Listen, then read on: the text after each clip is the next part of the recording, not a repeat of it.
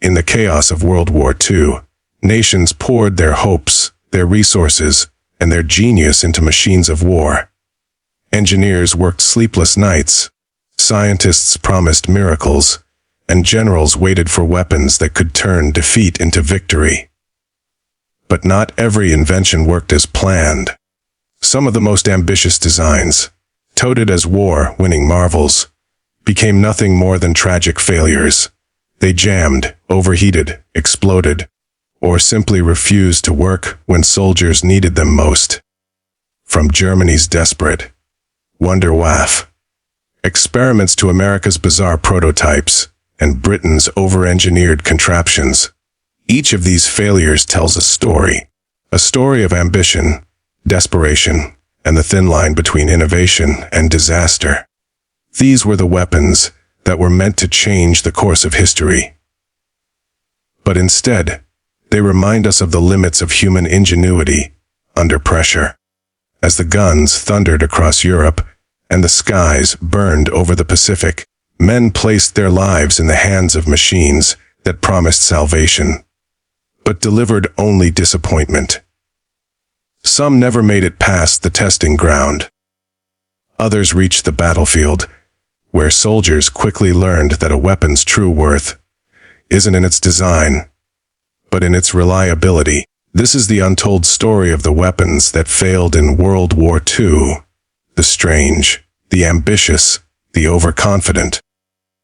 These are the forgotten experiments that show us not just how we fight wars, but how easily technology can betray those who believe in it. Germany's obsession with technological superiority during World War II led to some of the most ambitious and ultimately flawed military inventions the world has ever seen. Among these, the Goliath tracked mine stands out as a haunting example of innovation gone awry.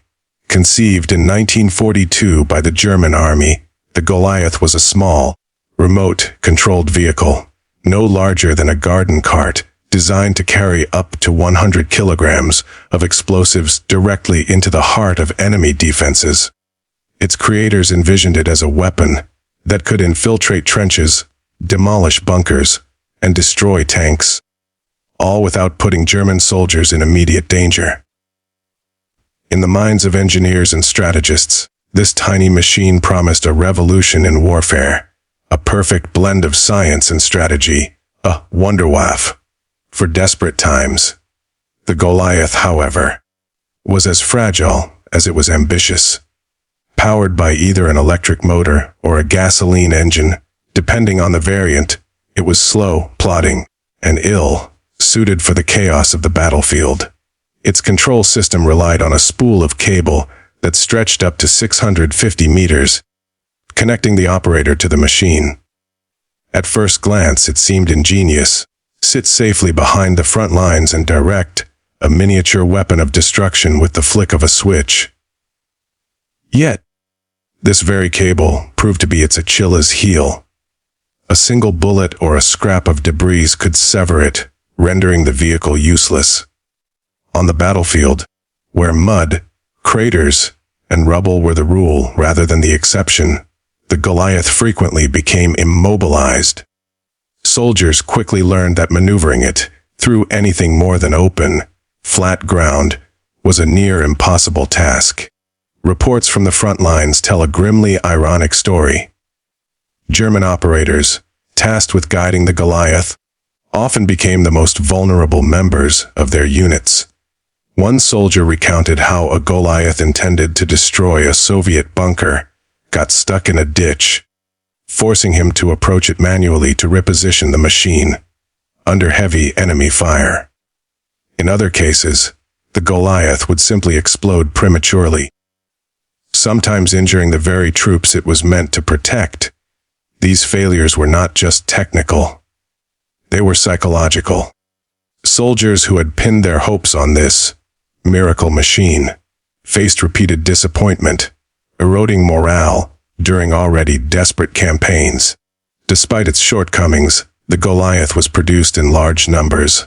Approximately 7,000 units were built. German military propaganda even touted it as proof of their unstoppable ingenuity. In practice, however, it rarely achieved its intended effect. On the Eastern Front, the Allies quickly adapted, targeting the cable or bypassing the machines entirely. The few successes the Goliath had were often accidents, rather than results of precise engineering. Yet, historians argue that its failure does not diminish its importance. It represented one of the earliest experiments in remote warfare, a primitive ancestor of modern drones and unmanned combat vehicles. In that sense, the Goliath was a glimpse into the future of military technology, even as it failed spectacularly in its own time. The story of the Goliath reminds us that war is as much about human endurance and adaptability as it is about machines.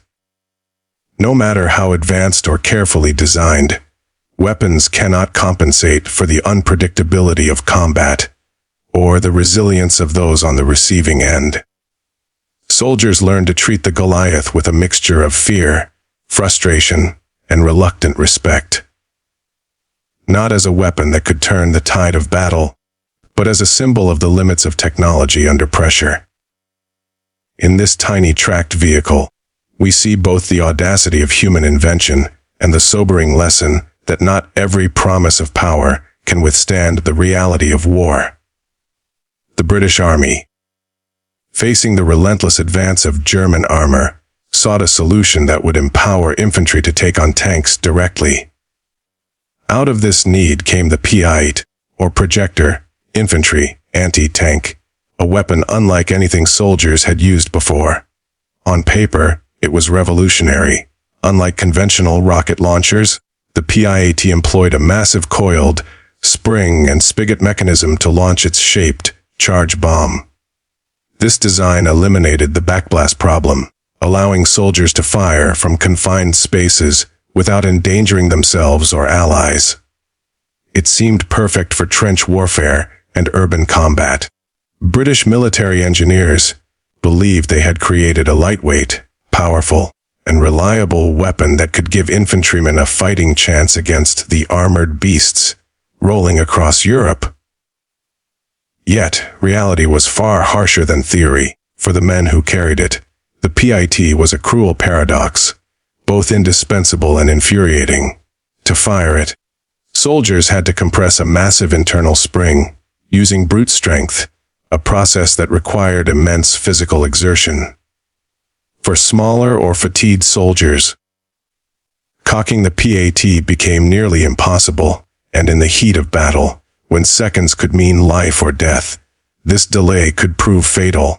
Its heavy recoil jolted the operator violently, often causing bruises or injuries. On muddy battlefields, in cramped streets, or under the constant stress of artillery fire, reloading was cumbersome, awkward, and sometimes entirely unfeasible. Misfires were frequent, adding another layer of danger. Despite these challenges, the PIAT earned a grudging respect from those who mastered it. Stories of individual heroism emerged from the chaos of World War II, illustrating both the weapon's limitations and the courage of the men who wielded it. In one account from the Battle of Normandy, a British soldier, pinned down by German tanks, managed to cock his PIAT, aim through a shattered window, and destroy an approaching Panther tank. His comrades watched in awe as a weapon that seemed almost impossible to operate became the instrument of survival. Moments like these highlighted a critical truth of war. Sometimes, human skill, determination, and bravery can compensate for flawed engineering. The PIAT's failures were also instructive for military technology. Its unwieldy spring mechanism was a compromise born of necessity. Metal shortages and the urgent need for portable anti-tank weapons forced British engineers to think outside conventional designs. Yet, in trying to circumvent the limitations of traditional rockets, they introduced a host of new problems. Soldiers often joked that the weapon was more trouble than it was worth, and training manuals emphasized the physical fitness required to operate it effectively. Still, the PIAT was produced in large numbers and saw extensive service across multiple theaters of war, from the hedgerows of France to the villages of Italy. The human perspective on the PIAT is perhaps more compelling than its technical specifications. Soldiers wrote letters describing the exhaustion of cocking, the spring repeatedly under fire, the relief when it finally launched a projectile, and the terror of facing armored vehicles without certainty that the weapon would function. Unlike tanks or aircraft, the PIAT relied entirely on the operator's strength and composure, factors that could be fatally inconsistent in combat. In this way, it serves as a powerful reminder of the unpredictable interplay between human skill and mechanical design in warfare. Ultimately, the PIAT exemplifies the paradox of wartime innovation. It was a weapon of necessity, born from desperation and scarcity, flawed in execution, but occasionally brilliant in practice. It was hated and feared, praised and cursed, yet it left an indelible mark on infantry tactics and anti-tank strategy. By the end of the war, soldiers who had mastered it carried memories of both its failures and its fleeting triumphs. A small, unwieldy machine that could, at the right moment, alter the fate of a firefight. In the PIAT, we see the human struggle with technology in its rawest forms, a tool designed to empower, yet dependent entirely on the courage, strength, and resolve of the person who dares to wield it. Japan entered World War II with a military strategy that relied heavily on speed, mobility, and surprise, but its industrial capabilities lagged behind the demands of modern mechanized warfare. In this context, the Type 94 tankette emerged, small, light, and intended for reconnaissance and infantry support. On paper, it appeared to be a versatile solution, fast, cheap to produce, and capable of navigating the narrow roads and jungles of Asia. It carried a single machine gun, offered minimal protection for its crew, and weighed barely more than a car. Japanese military planners hoped it would serve as an effective tool for blitzkrieg-style assaults in China and Southeast Asia. Yet, in practice, it proved tragically inadequate, a symbol of the limits of Japan's wartime engineering. The Type 94's vulnerabilities were starkly apparent the moment it faced true armored opposition. Its armor, only a few millimeters thick, could barely stop small arms fire, and any anti-tank weapon instantly rendered it obsolete. Against Allied tanks, Shermans, Grants, and Matildas, the Type 94 was not merely ineffective, it was a death trap. Soldiers who climbed into these tiny machines understood that survival often depended on speed and terrain, not firepower. One veteran recounted that the Type 94 could roll along dirt paths and narrow bridges efficiently, but the moment it entered the thick jungle or crossed uneven terrain, it risked tipping over or becoming stuck. In these situations, crews were exposed to gunfire, shrapnel, or ambushes, and escape options were virtually non-existent. The human cost of the Type 94's shortcomings was profound. Reports from the Pacific Theater describe soldiers trapped inside their own vehicles, helpless as they were burned alive, when Japanese engineers underestimated the vulnerability of the fuel tank and engine. In some cases, crews abandoned their tankettes under enemy fire, leaving the small vehicles to be destroyed or captured. These experiences highlight the disconnect between military planning and battlefield reality.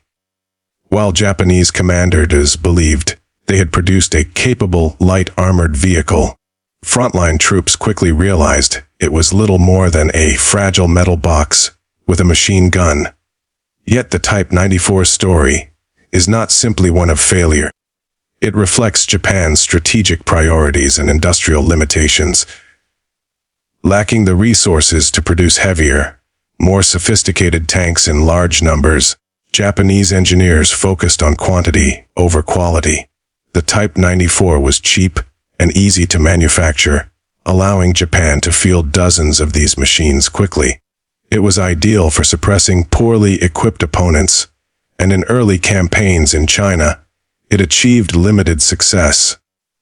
But the relentless advance of Allied forces, armed with better technology and firepower, soon exposed the tankette's fatal flaws. From a historical perspective, the Type 94 also serves as a cautionary tale about over-reliance on light armor in modern warfare. Its failures demonstrated that even with bravery and tactical skill, soldiers cannot compensate for a fundamentally flawed design. For Japanese infantry, the Type 94 offered mobility but not protection. It provided firepower but not survivability. The jungles of the Pacific, with their mud, rivers, and hidden enemy positions, revealed these weaknesses in stark relief. Crews who survived attacks often recounted the terror of facing tanks, artillery, or even infantry with simple anti-tank weapons, all while knowing their own armor could not shield them. The Type 94 tankette, in the broader story of World War II, is emblematic of the human struggle against technological limits. It reminds us that innovation alone cannot guarantee battlefield success, and that courage often intersects with fragility in unpredictable ways. For historians, veterans, and military enthusiasts, it stands as a powerful symbol, a machine designed for speed and efficiency, yet ultimately undone by the unforgiving realities of modern combat. It is a stark lesson in the dangers of underestimating the evolving demands of war, and a vivid illustration of the human cost when technology fails those who depend on it most. As the Allies observed the formidable German Tiger and Panther tanks dominating the battlefields of Europe, the United States sought a response that could match or surpass these heavily armored giants. The result was the M6 heavy tank, a massive 60-ton behemoth designed to combine firepower, protection, and intimidation in a single vehicle. On paper, the M6 was a marvel of engineering. It boasted thick armor capable of withstanding most enemy fire, a main 3-inch gun, and multiple secondary weapons. Military planners believed that this colossal tank could break through enemy lines, dominate tank-on-tank combat, and change the strategic balance in favor of the Allies. Yet, as history would reveal, the M6 ambitions were greater than its practical capabilities. From the outset, the M6 suffered from fundamental flaws. Its immense weight made it nearly impossible to maneuver in many theaters of war. Bridges, roads, and railways simply could not support it, restricting its operational deployment. Engineers underestimated the logistical nightmare of moving such a heavy vehicle across the varied terrain of Europe and the Pacific.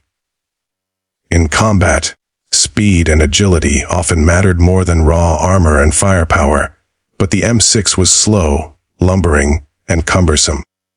Its suspension struggled under the sheer weight, and mechanical failures were common during long treks or repeated use.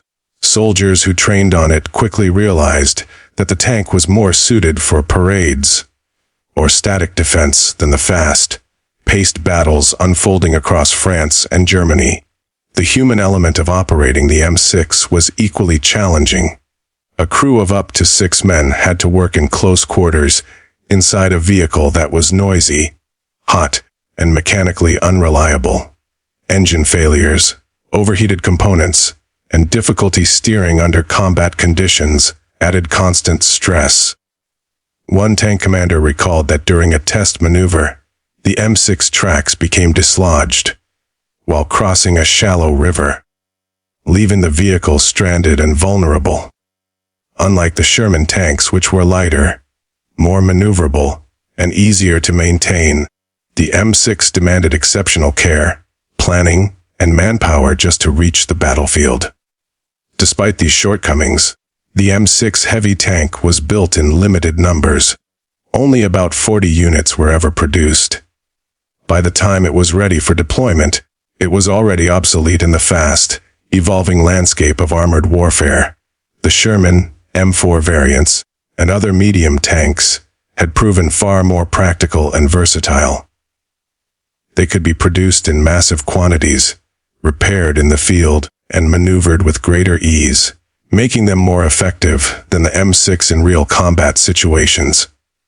The colossal tank, with all its promise and intimidating presence, had become a symbol of over-engineering, a machine whose size and power could not compensate for its lack of adaptability. The story of the M6 also highlights the tension between ambition and practicality in wartime innovation. Military planners had been seduced by the idea that a bigger, heavily armored tank could dominate the battlefield, yet they underestimated the operational realities that soldiers would face. Terrain, logistics, and the unpredictability of combat rendered many of the M6 advantages irrelevant. For the men who tested and trained on it, the tank was a mixture of awe and frustration, a marvel to behold but a challenge to operate, maintain, and deploy effectively. In the broader narrative of World War II, the M6 heavy tank serves as a cautionary tale. It reminds us that the size of a weapon does not always determine its success, and that innovation must align with strategy, logistics, and the human element of warfare.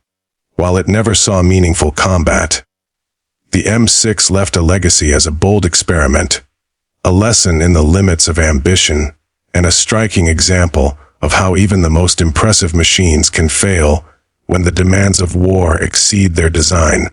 The M6 may have been too heavy to matter, but its story endures as a testament to the relentless pursuit of military superiority and the consequences when technology outruns practicality. In the final, desperate months of World War II, Germany faced a reality that was impossible to ignore.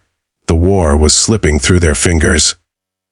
Allied forces were advancing on every front, fuel and raw materials were scarce, and the Luftwaffe had suffered catastrophic losses. In this climate of urgency and desperation, German engineers embarked on one of the most audacious aviation projects of the war, the Heinkel He 162, the so-called Volksjäger, or People's Fighter. This jet fighter was intended to be cheap, fast, and simple enough to be flown by teenage pilots drafted from the Hitler Youth. It promised a technological miracle that could turn the tide of an unwinnable war. But what it delivered was often fatal. The He 162 was an extraordinary achievement of rapid engineering. Designed, prototyped, and built in just 3 months, it incorporated wood in its construction due to critical shortages of aluminum and other metals. Its BMW WWII turbojet engine, mounted above the fuselage, gave it incredible speed for its size, capable of over 540 miles per hour. On paper, it was revolutionary, a jet that could intercept Allied bombers, outmaneuver propeller-driven fighters, and be produced in sufficient numbers to overwhelm the enemy. Yet these advantages were profoundly undermined by the realities of its hasty design and deployment.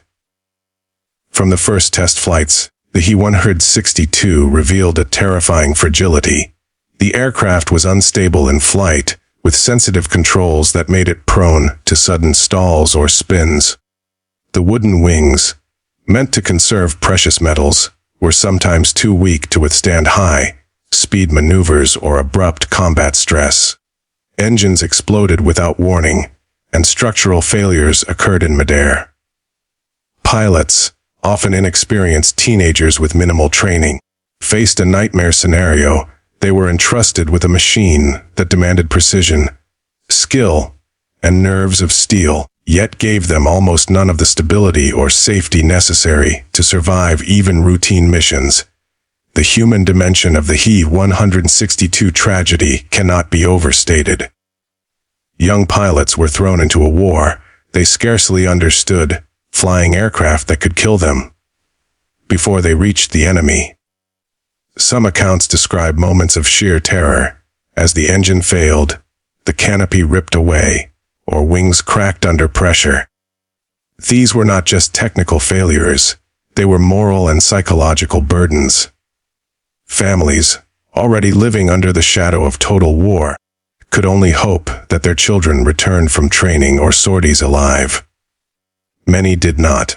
The He-162 thus became a symbol, not only of desperate innovation, but also of the human cost of pushing untested technology into combat. Despite its shortcomings, the He-162 did see combat.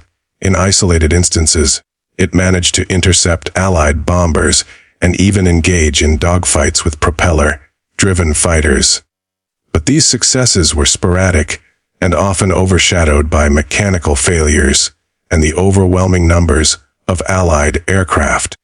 The aircraft never had the chance to alter the course of the war. It arrived too late, in too few numbers, to make any meaningful impact. Its very existence was a testament to the collapse of the Nazi war effort. A machine born from desperation, intended to inspire hope, yet often delivering death to its own operators. The He-162 also reflects the extremes of wartime innovation under pressure. Engineers and scientists were pushed to produce a functioning jet fighter in record time, using unorthodox materials and unconventional methods. The result was a machine that was both brilliant in concept and disastrously flawed in practice. It embodies the paradox of technological advancement in war. Speed, ingenuity, and ambition can produce groundbreaking designs, yet without proper testing, training, and resources, those designs can become weapons against the very people they are meant to protect. In the final analysis, the Heinkel He-162 remains one of the most dramatic examples of failed weapons in World War II. It symbolizes the desperation of a nation facing imminent defeat, the courage, and sometimes futility, of young pilots, and the stark consequences when ambition outpaces practicality. While the jet itself could not save Germany, its story endures as a powerful reminder of the human dimension of war, that behind every invention, every machine, and every battlefield innovation, are lives irrevocably intertwined with success, failure, and the unrelenting pressures of history.